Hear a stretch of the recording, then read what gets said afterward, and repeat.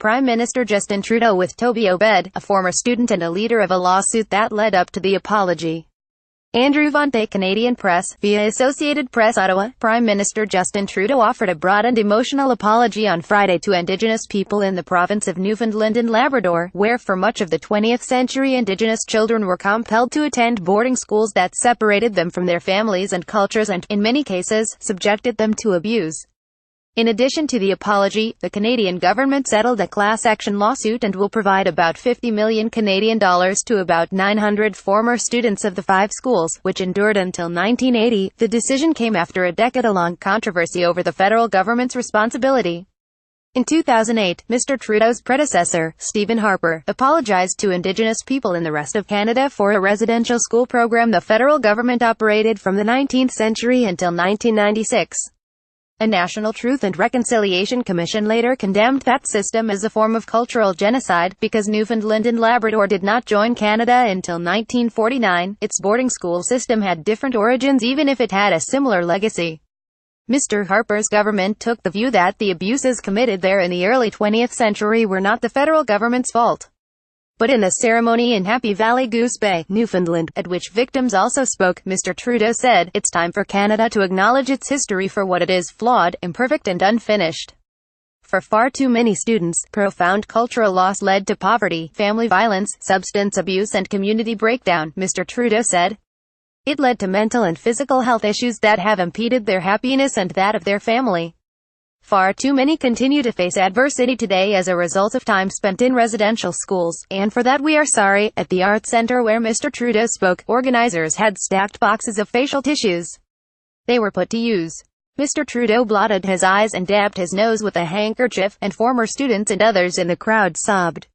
Toby Obed, 45, a former student and one of the leaders of the class action lawsuit, entered the stage after Mr. Trudeau in a jubilant mood, arms raised and shouting, "We did it." But Mr. Obed was overcome by emotion as well. "We felt left out, forgotten and abandoned," said Mr. Obed, who had testified about being a victim of UAL assault. "Because I come from a patient and forgiving culture, I think it is proper for us to accept an apology from the Government of Canada. Not everyone in the region's Indigenous community was so forgiving." Grand Chief Greg Rich of the Innu Nation, an umbrella organization of Indigenous groups, said in a statement that he wanted the apology to also recognize injustices suffered by Aboriginal children in day schools, at an orphanage and in the child welfare system. "Our elders are not ready to accept an apology that is made for such a small part of our experience," Mr. Rich said in his statement. But Todd Russell, the president of Nunatukavet, an organization of Southern Inuit in Labrador, said he believed that the vast majority of former students welcomed the news. "The apology was delivered in absolute sincerity and humility," Mr. Russell, a former member of Parliament, said in an interview from Happy Valley Goose Bay. "Today we were brought into the warmth of the cabin."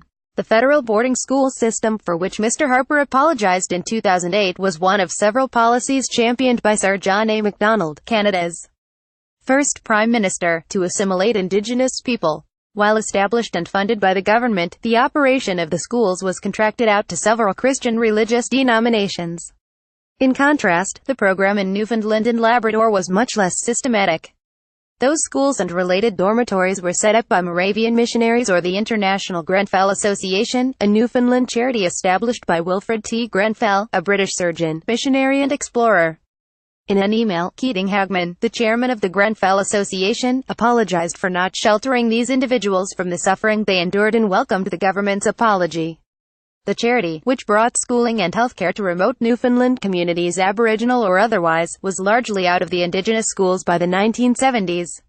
The Moravian Mission in North America did not respond to requests for comment. The Truth and Reconciliation Commission that came out of Mr. Harper's 2008 apology looked not only at the legacy of residential schools but also at overall relations between Canada and its Indigenous people. It produced a long list of recommendations that Mr. Trudeau has largely pledged to fulfill, although some members of the Indigenous community say it has taken too long to act. Follow Ian Austin on Twitter at Ian Roston.